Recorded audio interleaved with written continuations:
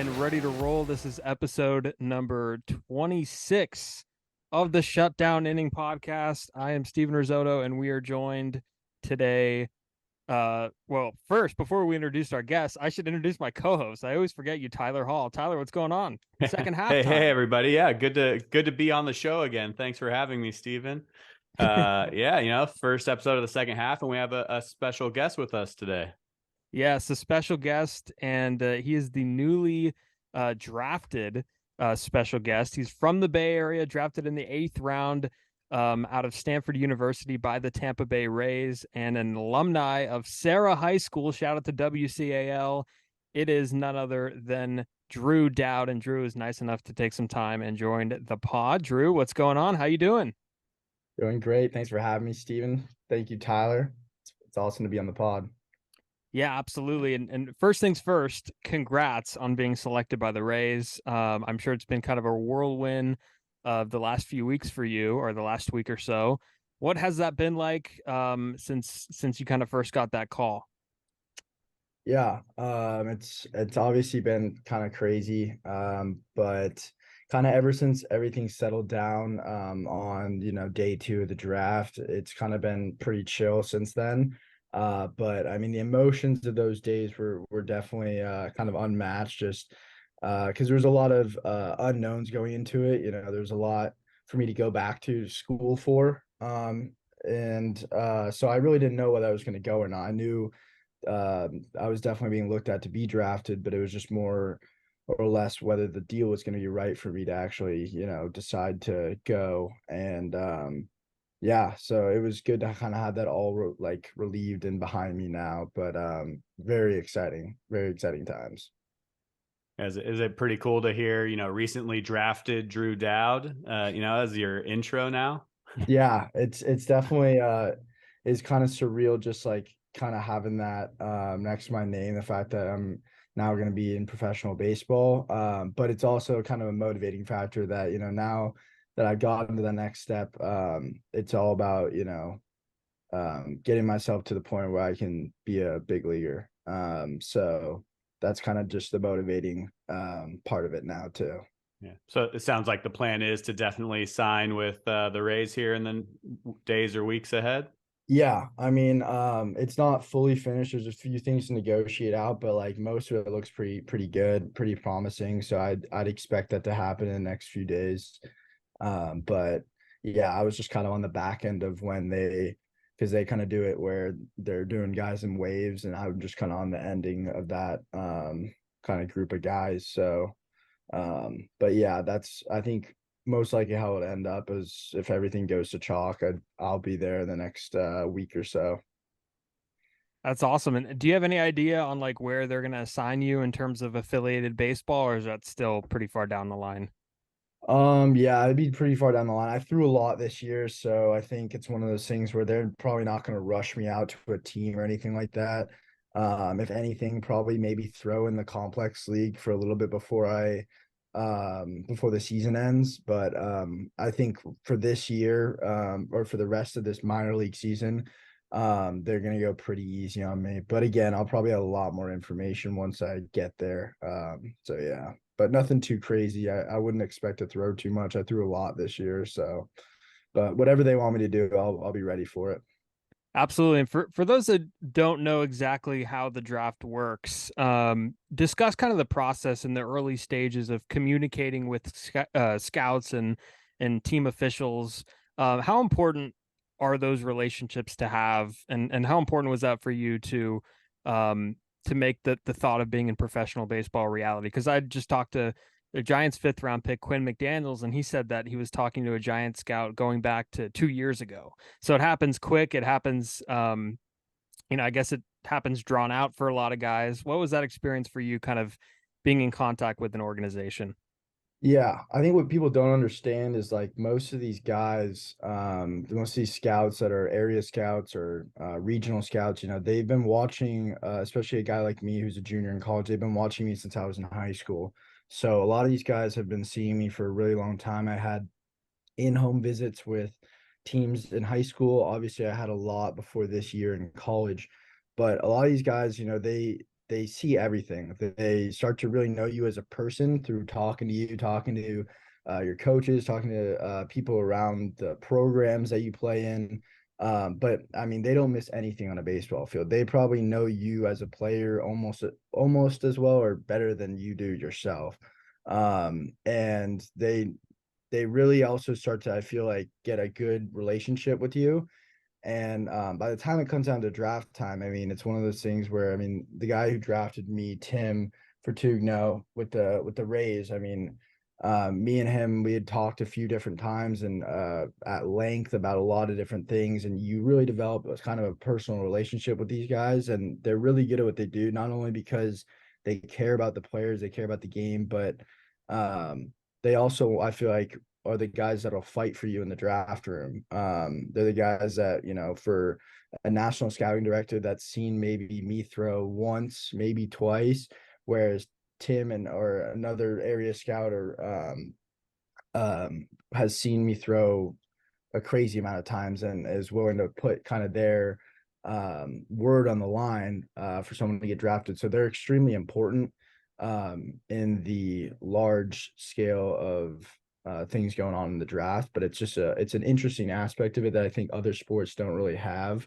Those area scouts that are really seeing everything, but even though they play, maybe there's a lot of area scouts, they play a huge role in the draft on draft day, making those decisions. Nice. Yeah, it's I'm sure not a lot of people kind of realize how far back those relationships go. So that's really cool to hear about. Yeah. And speaking of going back a little bit, let's get back to early Drew Dowd baseball here. Like how long have you been playing baseball? How did you get into the game? Has it always been a passion of yours?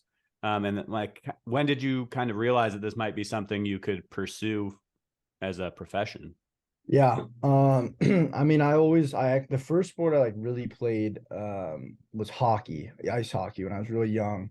And then it was kind of ice hockey and baseball. And then I think once I got around the 8 or 9 range, I was like, baseball is definitely more the demographic around here. Unless I was living in like Minnesota or maybe like New Jersey, maybe I'd consider playing hockey, but baseball is obviously a little bit bigger around here. So that was kind of turning my main sport, and I like always loved baseball. I played wiffle ball a lot when I was younger, and I think that's kind of what like drove me, is just because like in my backyard, like in my free time, I was always playing wiffle ball as like my thing to do. And then I think where it kind of turned a little bit more was when I started pitching, and that was when I was probably like around 9 when I really started pitching a lot. And being left-handed is one of those things where you're already handcuffed in terms of the positions you can play. So, and left-handed pitchers are obviously something that's valuable to the game. So I was like, I gotta, and that wasn't really going through my mind when I started pitching. I didn't really know about that, but it was also sort of something where I felt like I had something weird because I didn't throw much harder than anybody else, and I didn't really have that wacky of a delivery. But for some reason, no one could really hit me when I was younger.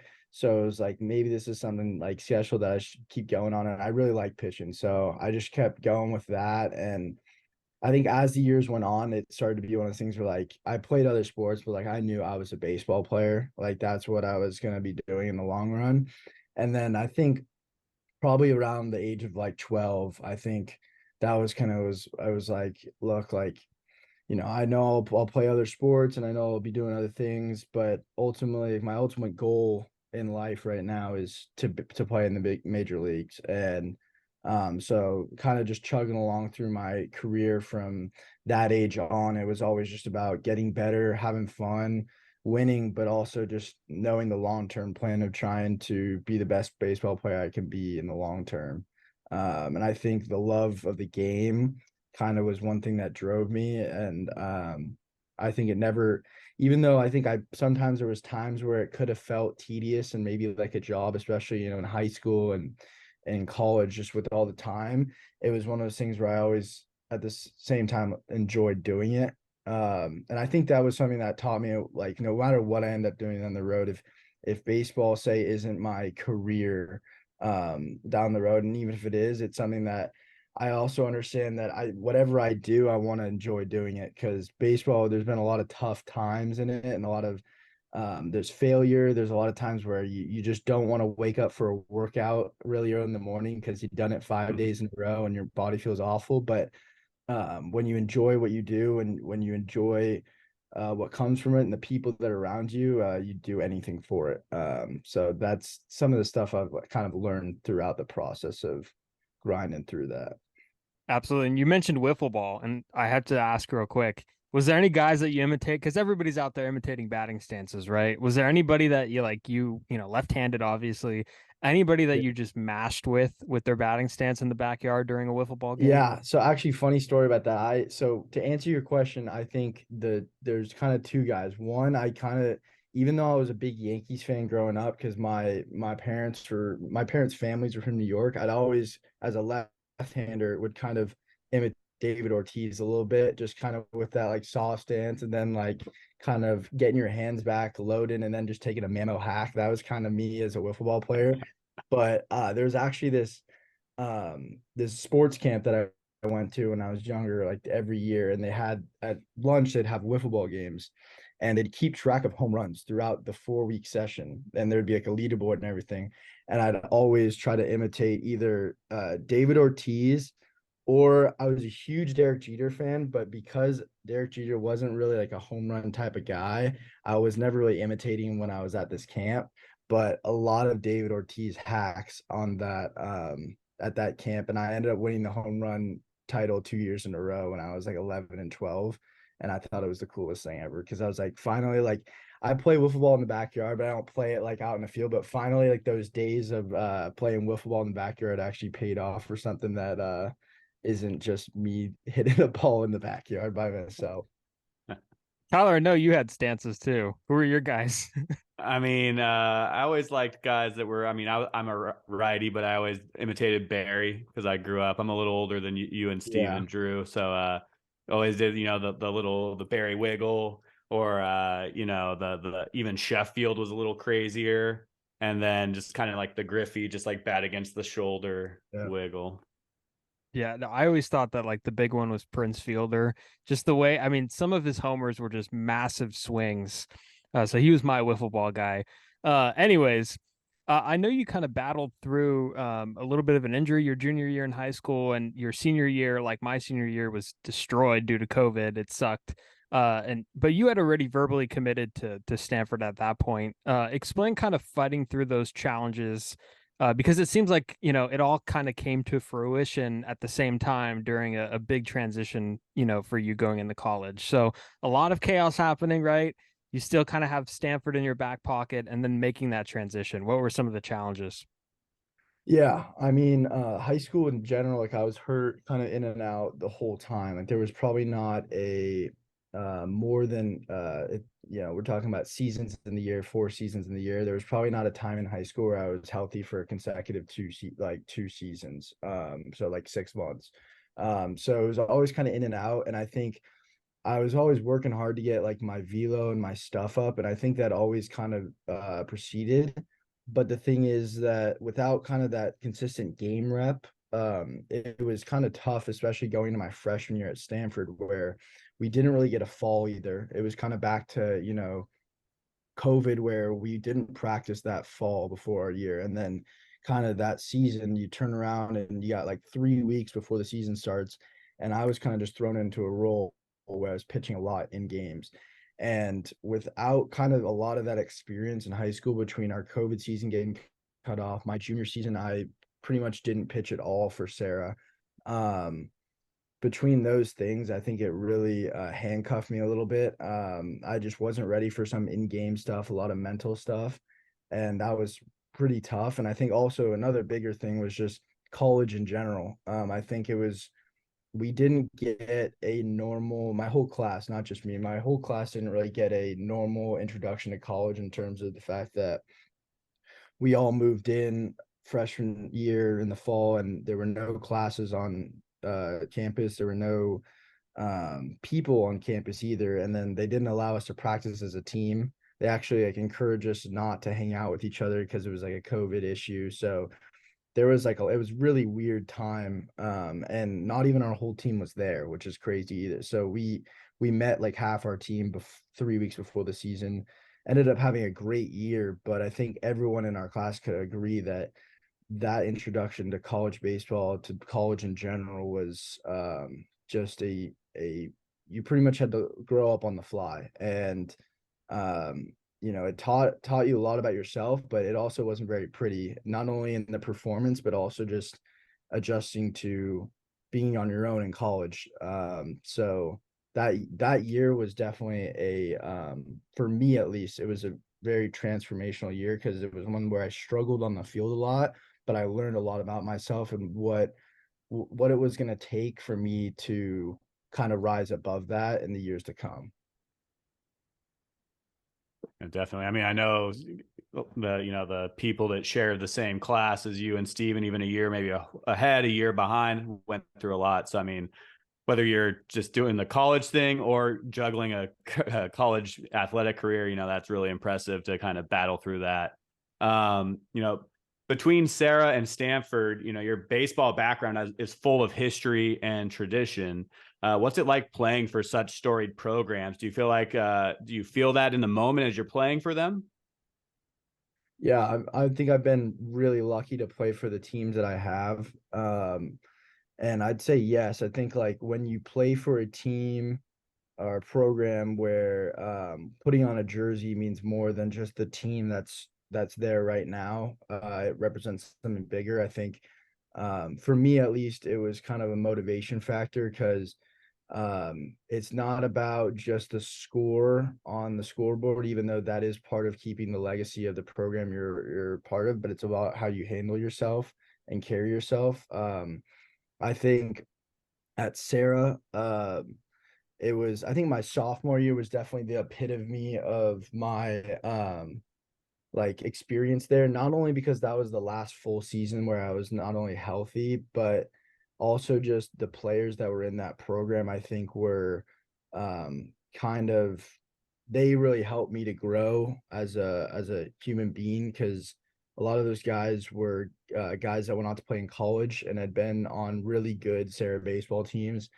And man, just the camaraderie, especially of a high school group, was just second to none. A lot of good players on that team, and we ended up winning WCAL that year. Came short in the CCS. We actually lost to Tommy Troy's team, Los Gatos, in the semifinals that year. And then the team that won it was Eddie Park's Valley Christian team. So two of my teammates were right in the thick of that. And then get to Stanford, and I mean, Stanford's like, it's just a different I think if you ask anybody on our team, it's just like kind of a different place, because first, like everyone's super competitive, because like to get into Stanford you have to be competitive. But second of all, you don't get transfers. We rarely get transfers because of the academic part, and rarely, I say that rarely because pretty much no one in my time while I was there left. But obviously this year we're already having two guys transfer. Rarely does anybody leave. So it's really the same group the 4 years that you're there. And I think that creates a lot more of a camaraderie and a culture where people really care about each other more so than other programs, and especially in Division I baseball right now. I know a bunch of guys from summer ball and like everything. It's just a different feel at other programs, because when you show up in the fall, it's a tryout because they have more guys recruited than they can handle on a roster. And then also during a season, if guys aren't doing well, they're already talking about the transfer portal. So it's much more professional feel at other schools, where at our school, I just really feel like it was a brotherhood. And I could say that at both Serra and Stanford. And I mean, I've been really lucky, and I think that's going to be one of the biggest things going into professional baseball that I'm gonna have to get used to. It's not going to be the same, because ultimately everyone's kind of fighting for their own position, and you want to win, but at the same time, it's really about personal development, especially at the lower minor league levels. And that'll just be new to me, because everywhere that I played, even in summer ball, I've been lucky enough where there's just a really good group of guys, a really good program, good coaches, and a winning culture, honestly. So, yeah. Any cool stories encountering any well-known alum from either of those places you've played? I mean, the funny thing is that Serra, there was not really like any like too many crazy things. The funny thing is that Stanford, Barry Bonds was at, I think, our Arizona State game this year. And he came over to the other side. I didn't get a chance to shake his hand, but I would have told him, hey, like, go Padres. But he didn't come over. But always, I mean, at Stanford, the thing about that is like there's always people around that are kind of like alumni. Like I work out next to Katie Ledecky all the time. Obviously not a baseball person, but like just stuff like that. Or like this year when we were playing, I think against Texas A&M in the regional, there was a guy that was kind of like on the back end of our bullpen where like only media members are supposed to be. And I was like, who is that? And it turned around, it was Andrew Luck and his child. So like, I was like, just stuff like that. There's always people around that you kind of just go, whoa, that's crazy. But that's just like Stanford for you. But also at the same time, guys that are like just gotten drafted, like or guys who have just made to the big leagues, like Chris Bubich, who was at a midi a few years back and is now, he got Tommy John this year, but he was starting for the Royals.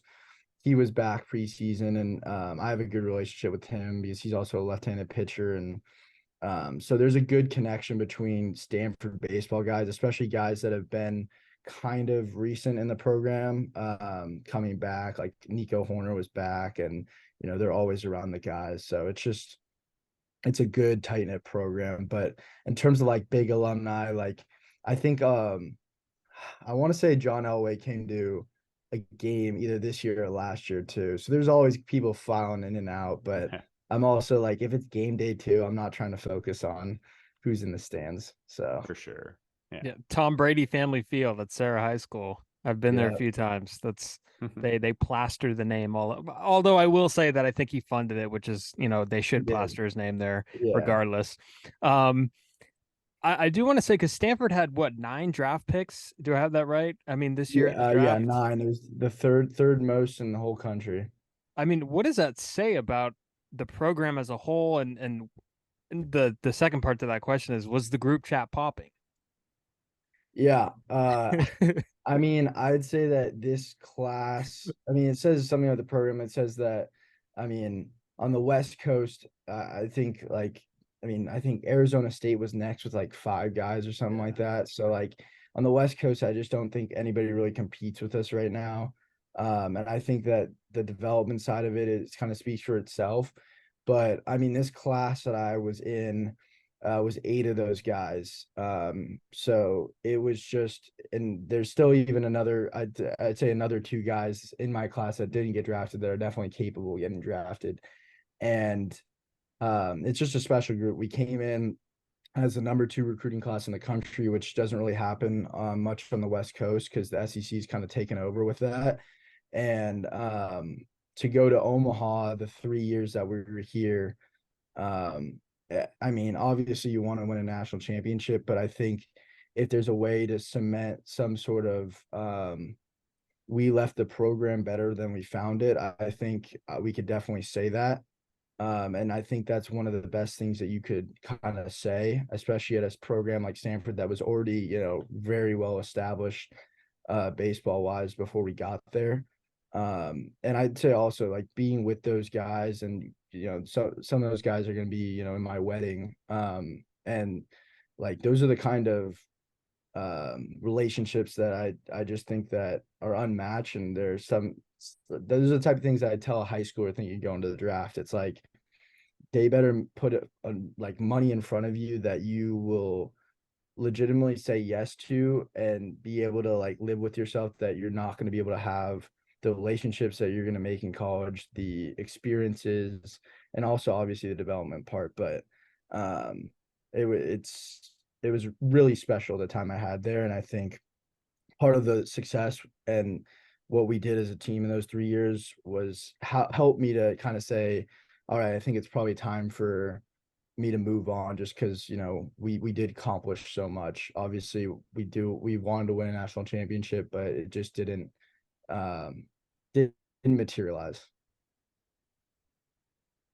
Yeah, I mean, that really transitions well to the next thing we wanted to talk about. Was Stanford did go to the College World Series all 3 years that you were there.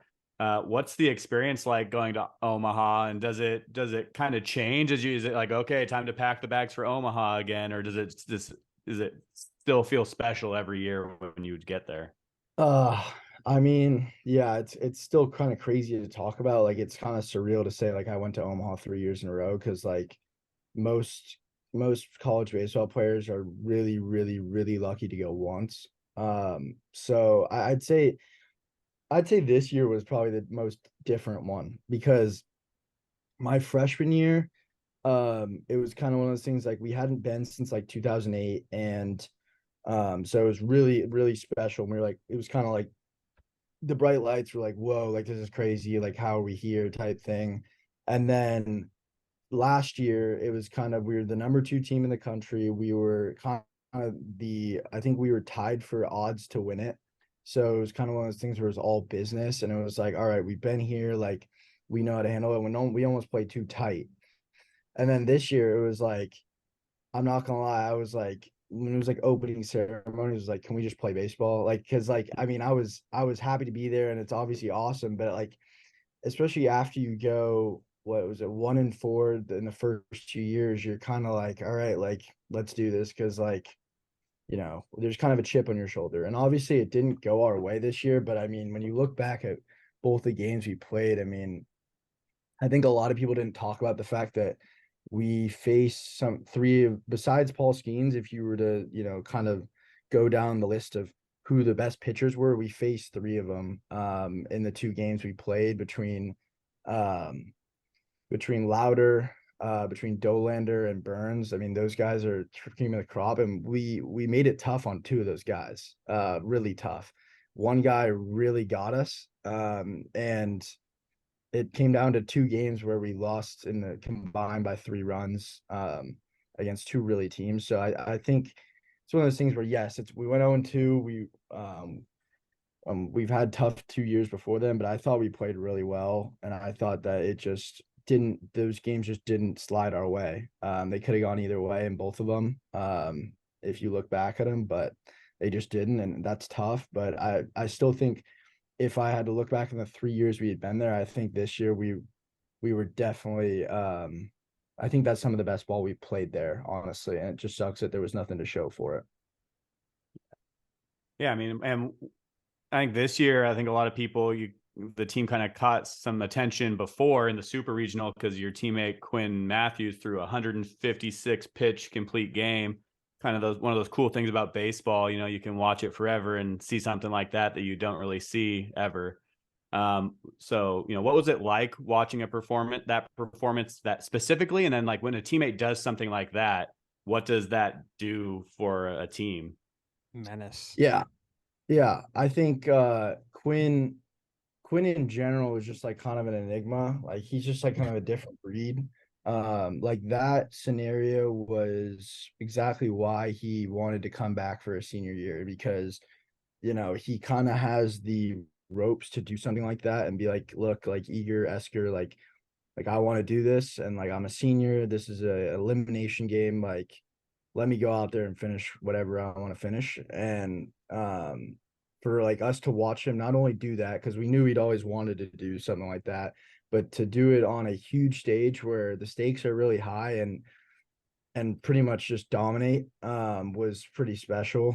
Especially when our bullpen was kind of spent to the point where me and Ryan and one other guy, I don't think we're not going to pitch that day. So it was kind of, we needed something like really late in the game, especially with another game coming the next day, winner take all. So not only did he do what he did, like, and that was amazing, but it also saved us for the next day, really. And some, like, I'm not surprised really with Quinn. I never am with what he does, but I think just for him to have the maturity to finish that, when I know he's tired, and I know there's been times where he's kind of had that leave me in type thing, and sometimes it goes his way, sometimes it doesn't. But in a situation like that, like, it was pretty close to inspiring for me, because when a guy puts his body on the line, when he puts kind of his reputation on the line too, and comes out the other end victorious for you, you kind of want to just do anything for him. And yeah, so I mean, for him, he's definitely a guy that I've looked up to, and I think our whole pitching staff looked up to for stuff like that. But he was doing stuff like that all year. It might have not been 156 pitches in the game, but it was kind of putting his soul on the line every game. Yeah, of course. And Quinn's one of the 9 picks that was selected in the draft. He went to the Cardinals in the 4th round. So for those that were wondering, that's where Quinn Matthews went. A few more here. In terms of you as a pitcher, give me kind of a scouting report. If you had to give one, if somebody asked, what do you feature? And I don't want you to give away too much, but if you were to kind of describe yourself as a pitcher, give me kind of a scouting report of you on the mound and how you like to go after hitters. Yeah, I'd say like it's a 4-pitch mix. I think like there's definitely room for improvement in a lot of areas, but the fastball I'd say is usually what I play off of. And it's, sits anywhere between 92, 94, some days 93, 95. And, the control is something that, needs to get a little better, but when it's in the zone, it's definitely tough to hit. It plays up. There's definitely good ride to it. Definitely the best off-speed pitch is a curveball, 12-6 break, a lot of swing and miss. And then even when it's in the strike zone, has a really low batting average against. And then the changeup, I think, is something that, at times can be easily my best pitch. And it's just a fade changeup. It's about 7 to 8 miles per hour difference off my fastball. Plays really well low in the zone, running away from righties. And then the slider is like the newest pitch I got, and that was like in the middle of the year, and it proved to be like one of my most successful pitches coming out of the bullpen. It was a different look from the curveball. It's about 2 to 3 miles per hour harder, and definitely has a different break to it. It's not as poppy, and it's shorter. And that's still kind of a growing pitch. I'm still kind of learning how to throw it, but it's a lot of swing and miss and a lot of weird takes where they're kind of just confused at a hand because it's not the big break of the curveball. So I'd say, just with those, I'd say the biggest thing that I think teams and myself would look at is just the fact that I'm pretty good at keeping guys off balance, changing speeds. And from like a left-handed slot, I think it's really tough to hit me when I can at least control 2 of those pitches. But with 3, that's when I think I can work through a lineup 3 times. And it's just about getting control of at least 3 throughout an outing so I can do that. But I'd say the biggest thing that people would say is, control is the biggest thing that could help, and just consistency. But besides that, the stuff is there. And as long as I can, get more in the zone and attack guys, stay on top of them, there's nothing really that can stop me. Nice. You mentioned the slider was big for you coming out of the pen this year. You also mentioned getting through a lineup 3 times. So I know you've started and come out of the pen in your career. But it sounds like, talking about getting through a lineup 3 times, you're looking to be a starting pitcher professionally. Yeah, I think that's most of the teams that I had talked to during the draft had looked at me as a starter. And I think that's where I'm kind of headed towards, especially with 4 pitches. And I mean, even this year when I was pitching out of the pen, there was times where I really only used 2 pitches, and it wasn't because my other 2 pitches weren't good. It's just because, like, when it's crunch time and my fastball is sitting 93, 95 and my curveball, no one's hitting it. It's just like, you're not going to go to another pitch, no matter what the sequence is, no matter if they've seen the curveball 3 times before. It's like, hit my best pitch. But there were other games where it'd be like fastball slider. So, or like, but it was never all 3 or all 4 usually. And I think that that's something that just hasn't been tapped. And I think if I'm throwing the ball the way I was in the back half of the year out of the bullpen, but using all 4 of my pitches, I just don't think there's any reason why I wouldn't be starting. I think that's why a lot of the professional teams looked at me that way. And I honestly think with my pitching profile and me being able to go deep in a game and also have a versatile pitch mix, I think it's the best fit for me. But obviously, like, I'll trust whatever the Rays have me doing. But I think that their plan for me right out of the gate is to try to start. And, Tyler mentioned that you had done both. What was the preparation difference when it came to starting and relieving? Was starting like, I mean, obviously it's pitching. Pitching is the same, but it's a lot different in different roles like that. Where starting, you have it on your mind for a few days when you're announced the starter, and then coming out of the bullpen, it's kind of on the fly, and it's in the middle of a game, a lot different. So, what's kind of the preparation difference for you when you're kind of navigating between those two roles? Yeah, it's almost like playing a different position, if I'm being honest. Like it's so much Mm. different. Starting is like pretty much you have everything planned for an entire week, down to how much you're gonna throw each day, when you're gonna lift, everything. Whereas relieving, it's like it's a new journey every week. It's because you can never plan for all the situations, how your arm might feel, how much you'll throw. Is there a game the next day? Is it a night game and then a day game the next day? So you really, it's like everything is on the fly, and it's a lot of it has to do with how you recover and how you feel. And for me this year, I actually really enjoyed coming out of the pen, even though I'd love to be starting, but it was one of those things where I could help us win multiple times in a weekend, which I loved. And then also like um I also love just being able to pitch so much, because it gets you into a good groove. But at the same time, the toughest thing was the difference in the routines, because when everything's planned for you, it's pretty set in stone. But for me, with all the chaos of how much we played, especially in the postseason, I pitched 6 of the last 8 games in the postseason, and trying to get ready for some of those games where your arm's tired and stuff like that. I had to learn a lot from guys that had been in the pen for a while, like Ryan Bruno and other guys that had more experience. And so I think the biggest thing was honestly just being honest with myself, because a lot of times there's a lot of games where I really wanted to pitch and I did pitch, but my arm was really tired and probably didn't help me out. So probably through the end of the year, the biggest thing was being honest with myself, and sometimes and having to be like, look, like I could pitch, but would it leave me sore for the next 4 days where I'd maybe not be able to pitch down the line? Yeah, so probably shouldn't pitch today. Yeah, of course. And the Rays, I mean, you probably know this, you've done your homework, but the Rays have a rich history of just being so at the cutting edge of anything pitching related, whether it be technology and getting the most out of their guys. And I mean, if you look at their pitching staffs year after year, it's just filth everywhere from the rotation to the back end of the bullpen.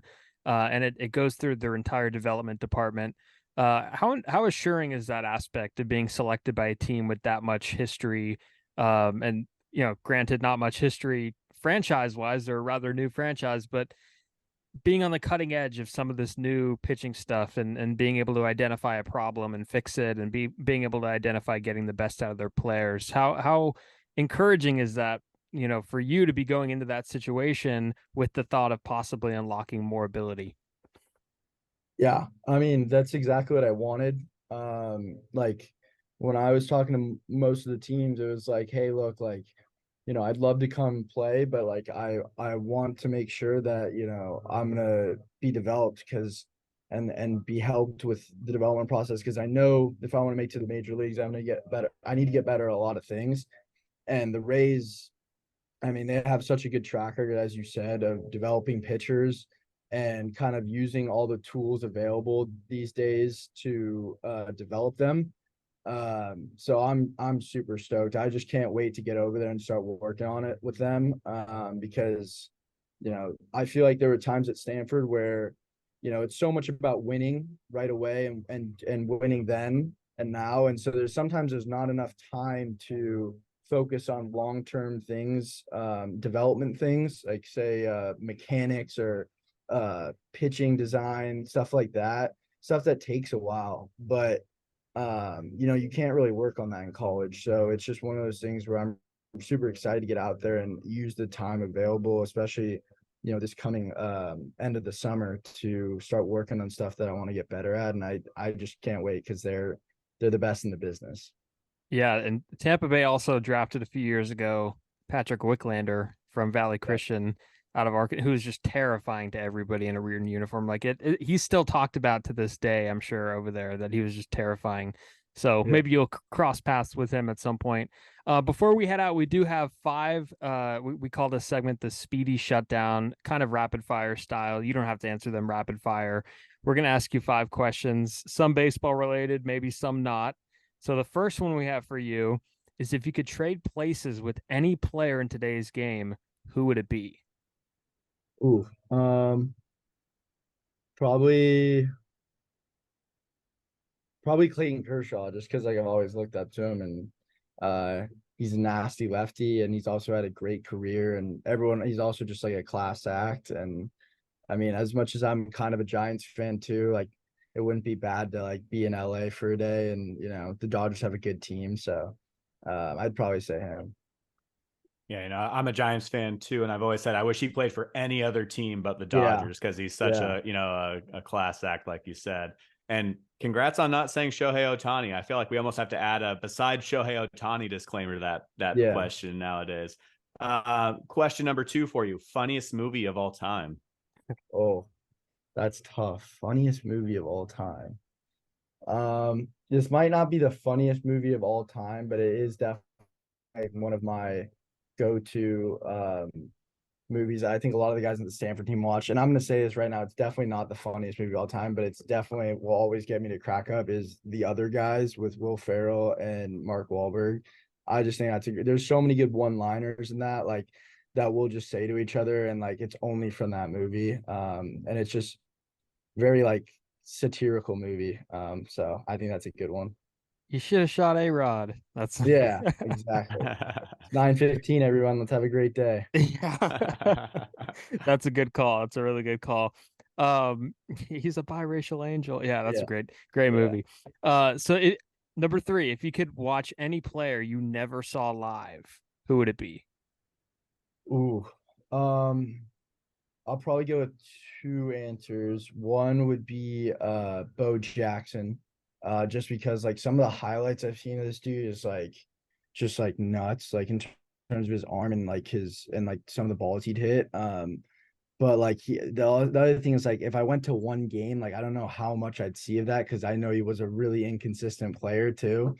Um, but then I'd also say to sit behind the plate and watch Randy Johnson pitch, I think would be really cool, just from like how big and long that guy was and how quickly the ball looked like it would get on the hitters. I think would be like super fun to watch, especially from behind the plate.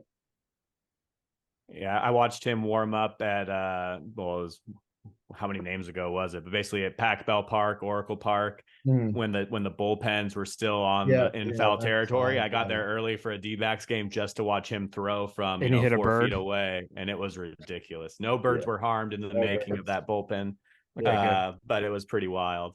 I miss Uh, those bullpens, by the way. Those on the side, like I know it's definitely a better setup for both the fans and the pitchers now, but at the same time, like it was always cool for you if you sat near them to just watch either the away guys or the Giants warm up, just because like there's not. I think Oakland's the only team now. Maybe the Rays are Hmm. like. I think those are the only two teams now with bullpens on the side. And I kind of miss that, but I get what they got to do. So yeah, Once Wrigley took them away and they got that like underground thing under the bleachers, and yeah, it was like, it felt like an I think entire era was everyone was ending. moving towards it if once they did that. So, but yeah, I do miss it because for reasons like that, you get to watch guys up and close kind of throw, and I know you can go behind in center field and watch the guys throw at Oracle, but Not the same. it's not the same. yeah, definitely not. Question number 4 for you here, Drew. If you could have any superpower, what would it be? Oh, um, oh, I would say probably time travel, just because like I think that's like pretty like invaluable. Like I think it's hard to like say no to that in Mhm. general. But yeah, I'd just say that. And you That's a could good. go back and watch Bo Jackson and Yeah, Randy exactly. Johnson's. Exactly. You can pretty much do anything you want. So Yeah, you could go back and go, oh, the bullpen mounds are there. That'd yeah, be cool. exactly. Exactly. Um, Last one here. If you weren't a baseball player, what would you be? Or you're Oof. still a young guy, so I guess what would you be Yeah. going into? Well, I'd want to stick as an athlete, and I'd say that even though it's kind of weird, like I think like in another life, like one, I'd say if I was another athlete and I lived on the East Coast, I'd definitely be a hockey player. but because West Coast baseball. But I always say this, and it throws you off, but I think I'd be a tennis player because I'm pretty good at tennis, and I actually really like it. And I just never got time to get into it because I really started playing in high school. It's a tough profession to get into, like to actually make money, but I could see myself doing that. But outside of that, man, I'm still figuring that out. Even with my doing classes at Stanford, I'm still trying to figure out what if I might have to be doing after baseball. But at the same time, I'm not too worried about it right now. And one thing I just thought of real quick before we wrap up, do you ever plan on going back and getting and like finishing up your degree? Because I know some guys do that, and there's some things, in the contract with different teams about, there's a certain window about, finishing up a degree. Would that be something that would be interest of you? Yeah, Interesting. I actually told all the teams before any negotiations went down. I was like, if you're not gonna allow me to go back to school, then like I'm not the guy for you guys to draft. So that's I'm going back to school in the fall, actually in the off season. And actually like I think almost my whole class that got drafted is gonna come back with me too. So that'll be a good like we get to, do school a little bit for like without being on the team. So that'll be fun. And then I'll probably do it the off season after as well, just to get I think fully done. So the plan is to be done in like the next 2 years. And obviously like I always knew that if I went after year 3, like there was no reason why I shouldn't finish my degree just because I decided to go to Stanford. It's been a grind since I've been there academically, like it always is for all of us. Like you have to end up finishing. So kind of made that promise to myself and also my parents too, because I know they definitely want me to get a degree. I just as much as I do. So that's definitely the plan. Yeah, I feel like if you finish 3 years at Stanford, you might as well make it work Yeah, however you have to bring yeah, that home for sure. 100%, 100%. Absolutely. Drew, this was great. Appreciate the time. We went a little over, but we really appreciate you joining us. And this was a blast. We'll definitely be rooting for you and your career, and definitely stay in touch. Thank you guys. No, this was awesome. Thank you guys for having me. Yeah, thank you. Anywhere our listeners can follow you and kind of keep along with your journey as you work your way up. Plug yourself. Yeah, I would say probably like Twitter at Real Drew Dowd. There's a few people that are Drew Dowd, so I had to make sure that they knew it was me. And then probably like my Instagram, Drew.Dowd. But honestly, like I'll be working my way up through the minors. You don't have to follow me until potentially make the big. So we'll see. Awesome. That's so awesome. Yeah. And everybody could follow the podcast, of course, on Twitter and Instagram at shutdown_inning. Go check that out. Apple Podcast, Spotify, wherever you find your podcast. More to come. So much more to come, including trade deadline stuff. That's coming up. We're going to have coverage of that. Real quick, Drew, where is Shohei Ohtani going? Is he getting traded? As a Yankees fan, I hope he goes to the Yankees, but at the same time, after their performance the last few days, I mean, they won today, but they lost yesterday. I doubt they're going to go after Shohei, but I also think, the Giants have a good shot at him right now. There's a lot of talk about him going to the Giants, and as a Bay Area guy, I would not hate to see that because when I come home, I'd love to be able to just go over to Oracle Park and see Shohei pitch and hit. So rooting for that too. Rooting for that too. Absolutely. We'll get into all of it coming up next. Thanks everybody for joining us, and have a great day. That's what's up.